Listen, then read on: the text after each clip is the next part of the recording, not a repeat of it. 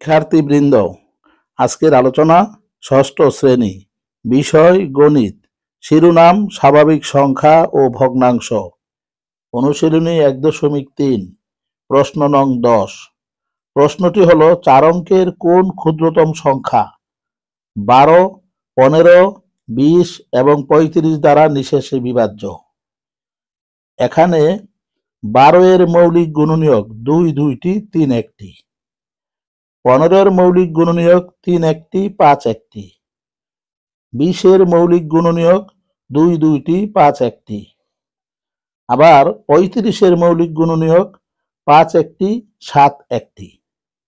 তাহলে নিচের ছকটি থেকে পাই প্রদত্ত সংখ্যা, মৌলিক গুণনীয়কের সর্বোচ্চ মান। এখানে 12, 15, 20 এবং 35 এর মৌলিক গুণনীয়ক সমূহ থেকে মৌলিক গুণনীয়কের সর্বোচ্চ মান নির্ণয় করলে পাই 2 সর্বোচ্চ 2 বার, 3 সর্বোচ্চ 1 বার, 5 সর্বোচ্চ 1 বার, 7 সর্বোচ্চ 1 বার। তাহলে উপরের ছক থেকে পাই লসাগু সমান 2 2 বার, 3 1 বার, 5 1 বার, 7 1 বার।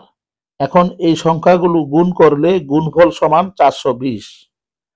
আবার 4 অঙ্কের ক্ষুদ্রতম সংখ্যা সমান একের ডানে 3টি শূন্য অর্থাৎ 1000।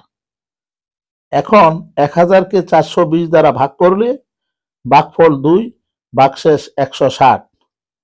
সুতরাং 12, 15, 20 এবং 35 দ্বারা বিভাজ্য 4 অঙ্কের ক্ষুদ্রতম সংখ্যা সমান 1000 যোগ 420 বিয়োগ 160 সমান 1000 যোগ 260 সমান 1260।